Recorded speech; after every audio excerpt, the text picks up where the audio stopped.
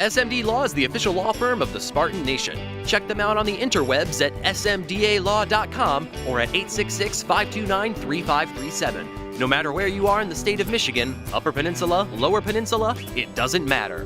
They have an office near you. So whether you need to send a letter to an annoying neighbor, or you're a criminal and you need defense, maybe you just have problems with elder law, check them out, smdalaw.com today. The official law firm of the Spartan Nation. Call them first, then you act. So great being down here at one of the best high schools in America, Laloo, with Coach Pat Holmes. Coach, how are you, sir? I'm doing well, thank you. I really appreciate you taking time to visit with us and spend some time with us. First of all, what an amazing school, an amazing campus. Tell people about Laloo, will you? Because, I mean, it's a gem. Yeah, it's kind of tucked away in northwest Indiana, about an hour east of Chicago, about 10 minutes away from Lake Michigan, New Buffalo area. Sits on 200 acres of land, has its own natural lake, has a lot of like a summer camp feel to it. Winter time it can be a little miserable up here, but summer, spring, fall, it's kind of beautiful, tucked away, a little hidden gem in LaPorte, Indiana. It's a great school. Coach, this is, I just said this to Isaiah, the reputation of Laloo, it's a sports factory. You guys are competitive in every sport, great athletes. But I think what's missed is it's more of an academic factory. Yeah. I mean, okay, a lot of great athletes come here, but you don't get to be here and be a bad. If you're going to be a bad academic kid, you go somewhere else. You don't go to Laloo because they ain't playing in the classroom. Yeah, I think that's a hidden gem about this place. Am I wrong? Yeah, no, that's kind of the nice thing. Obviously, it always helps having John Roberts, the Chief Justice Supreme Court, as an alum. Mm-hmm. But no, very good academic institution. We have a 100% matriculation rate from our students off to college. So you got to be able to take care of the books first if you want to do the basketball piece. So it's nice. The vetting process for us is a little more difficult. We got to be a little more select in terms of kids we can bring into the school. Mm-hmm. We're going to buy into the community and buy into the academic piece. But when you get good students, good kids from good families, we really don't have to worry about the classroom because they're handling their business, and we can kind of really just dive in on the basketball piece with these guys because I know that they're going to do well in the classroom. I think right now our spring team GPA is just over a 3.7. In basketball? Yeah, just our basketball program, our 12 kids in the team. So it's obviously extremely high, so I'm really proud of what these guys are doing in the classroom. For you, you're a young guy, young mm-hmm. coach. Do you ever look at that bench and say, okay, I'm pretty blessed? Oh, there's no doubt. I mean, I think any coach at any level will tell you you're only as good as your players. If you look at all the top guys in the NBA, there's no secret to it. You know, you got LeBron in the Eastern Conference Finals, you got Klay Thompson, Kevin Durant, James Harden. You know, the who's who in the NBA playoffs, last 4 teams playing. So you got to have some great talent to be a great coach, but I like the fact that our guys are all extremely coachable, have IQs, they don't have all the answers, they want to learn. And that's why they're here, to learn to get better and be better prepared for college when that day comes. Izzo says that one of the reasons you want smart academic players is because smart players understand they don't know everything. Yeah. Do you agree with Izzo? Yeah, no, I agree with that. Yeah, we want humble kids that are hungry to learn. I want kids that are asking questions, which is great. We're here teaching the game of basketball, which is great. I don't want kids that have all the answers because that means they probably aren't going to get any better. You know, you have to be humble and be comfortable knowing that you don't know everything as a player to learn to get better and to embrace coaching. So those are kind of the kids that we try to identify. I have talked to so many AAU coaches, high school coaches, college coaches. Obviously, Michigan State can't doesn't talk about recruits. I keep hearing this, especially on the AAU circuit. Talking about Isaiah. He's an Izzo kid. He's an Izzo kid. Yeah. What is it about him that universally everybody says he's an Izzo kid? Yeah, I think when you think about Michigan State basketball, you think toughness, gritty, just doing all the little things right, going after rebounds, fighting, winning every loose ball, 50-50 ball. He kind of fits the mold of those big, maybe a little undersized big men, even though he's like 6'9", 250 pounds. He's just going to play hard, he's going to defend, he's going to talk, he's going to be tough. Just everything you think about Michigan State basketball, he kind of does that. It's Michigan State personified in that regard. And he's kind of embraced that, you know. He's not a finesse guy. He knows what he is. He knows right now that his strength is kind of getting down on the low block and rebounding and rim running. but then his game is evolving too, because he wants to be able to play high level college basketball and then eventually hopefully make it to the NBA, and he knows that he's got to be able to make jump shots, have a face up game, be able to handle the basketball, because that's kind of where the game is going these days. But no, I think everything Coach Izzo would dream of in a player in terms of his toughness and nonstop motor. He dribbles better than Jaron. Not in my opinion. If you Yeah. disagree, that's fine. I'd love to hear your opinion if you disagree, but I think he dribbles better than Jaron. Not as tall, but he can pop out and shoot the three as well, which is underrated about him. Do you agree with those assessments of him? Yeah, no, Jaron obviously had just stuff you can't teach either. Right. You know, being 6'11" or whatever he is, I feel like he grew since he left here, and then having a 7'4" wingspan, so he's a little taller. Jaron was just crafty, but I think the big similarity between those two is that one, they're extremely coachable, and two, if you gave them something to kind of work on, they would instantly work on it and wouldn't stop until they get it right. And then sure, you know, next week it's already part of their game, you know, and it's like it's been there for 5-10 years. They're quick learners like that, and you could see them always evolving and getting better by the day, which is exciting. So I think Isaiah has tremendous upside. I think maybe he does handle a little better. Jaron definitely shot it better from the perimeter. Jaron, you know, he could throw people off with that left hand of his. Everyone thinks he's a lefty sometimes, and he likes getting back to that left hand. But he was just so crafty and a great rim protector. So I think there are a lot of similarities to their games. Coach, one of the things that sticks out with me about Isaiah is when I watch him play, and I don't mean trash talk. Yeah. Izzo loves guys that talk, Yeah. who communicate.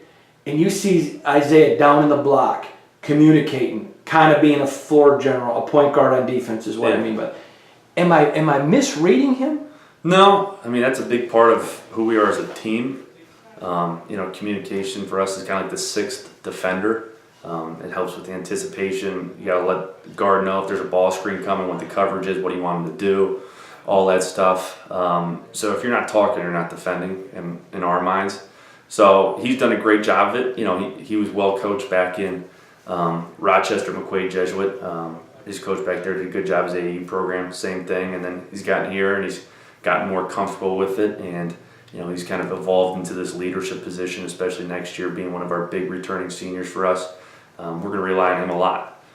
But he embraces it, and he knows if he wants to be great, that's what is required of him. You're a terrific coach in how you develop guys. I mean, great players don't come here if you can't make them better. I mean, I'm just telling the truth. Yeah. And one of the things that really stood out with me is earlier this year watching a game, you had to let into him a little bit. And he didn't do anything wrong, he didn't have a bad attitude. I'm not saying that. But you got into him a little bit. Yeah. And he took it. Is that one of the greatest things? And you're a great coach. Izzo's a great coach. Is that one of the things that's almost like asking an evangelical choir for an amen when you see a guy who's great and he wants it, he wants to be coached? Yeah, I would say it's the nice thing about our position. You know, like I said, we do a lot of time talking to kids and families, and at these AAU events, we're watching them on the bench, how they interact with their teammates, how they interact with the coaches, if they're going to maintain eye contact, if the coach is kind of laying into them a little bit, or if they're going to kind of put their head down and pout. He's always going to look you in the eye. He's going to get the message. He's not going to really pay attention to the tone. I always tell our guys, if I'm getting on you, it's for a reason. The moment I stop kind of holding you accountable and laying into you sometimes if you're not doing what you're supposed to be doing, is probably the moment you should probably be a little bit worried. But no, he gets it. You know, he's fine. I don't have to wear kid gloves with him. So he understands the message and that we hold him to a very high standard. And we feel like he's not meeting that standard, he wants to know. Most fans don't know, but a high school coach and his player become tight. Yeah. He has a great family, so this is not a slam on his family. Yeah. But a high school coach, especially in a situation like this where his family in New York becomes a second father almost. What is it about Tom Izzo that Coach Pat Holmes trusts him with your guys?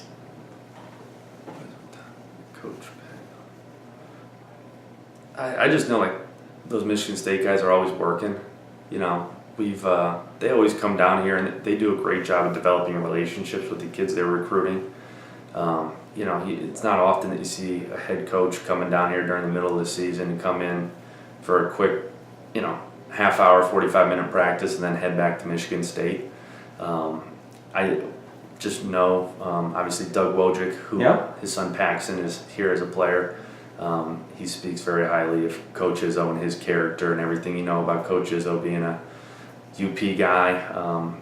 Just kind of just building Michigan State up from in-state and kind of slowly growing outside of the state, bringing in kids, but just doing it the right way with high character. You never have to worry about any kind of like funny business or anything like that, getting caught up in anything like that, which is nice. But I just like the fact that he's honest with the kids, and he's just gonna work hard. Nothing too crazy about it. He's not gonna come in here wearing all the fancy clothes or anything like that and try to win any kind of fashion award or anything like that. But he works hard, and he has a great job relating to kids, and he's got a proven track record of getting kids that might not be quote unquote the high like 5-star kids, but now obviously they're getting them, but in developing them and getting them to the next level. Last question for you. What does Isaiah do the most college ready right now, and what does he have to get better at before he goes wherever he goes? Yeah, I would think if you talk to a lot of people, what he does most college ready right now is just plays hard, rim runs and rebounds, not only in his area but outside his area, and he goes and pursues these things. I mean, it's going to be hopefully the second year in a row he's going to lead the EYBL in rebounding. He was our leading rebounder this year at just under, I think, 12 a game. He goes and does that at a high level, and he's already ready kind of for the physicality of it. The next level is, being able to get back to his counter. Like his go-to move right now is jump hook over his left shoulder. People are starting taking that away, so he's working on getting that left-hand counter or a drop step. And then he's a great jump shooter. I don't think many people realize that just because he hasn't had to use it. He's starting to kind of use it now in the AAU EYBL scene. So him kind of showcasing his ability to have nice touch from the outside in a pick and pop situation, that's kind of what's ultimately he's going to need to get to be consistently great player in college and beyond. I asked a couple students earlier on campus, what do you think of Isaiah Stewart? And the kid goes, he's a star basketball player, but you wouldn't know it. Yeah. He's just a great kid. Yeah. Talk about that, because I don't think he gets enough credit everybody tells me he's like a Tum Tum Nairn, who you don't know, but he's like a Tum Tum, probably one of the best leaders Michigan State's ever had. Yeah. What is it about his character? He just always kind of has a smile on his face. You see him just a big kid, and obviously around our campus, see a 6'9" kid walking around, you probably assume he's a basketball player, but he'll be quick to let you know that he likes stuff other than basketball. He's a good kid. He's outgoing. He likes to laugh, have fun with the guys, have fun with the kids outside of the school. But if you took basketball outside of Isaiah's life, he's also going to be extremely successful in anything he does. He's a good student. He likes getting better in the classroom. He likes to be challenged, but he's also not. He likes having intellectual conversations with people. He likes coming in, hanging in my office, and just kind of talking about anything and everything. Which is fun. He's not above anyone, or does he think he's better than anyone because he's this high-profile recruit. To him, he's just another kid who likes to play basketball. That's awesome. Coach Holmes, thank you for being so gracious. Yeah, I appreciate it.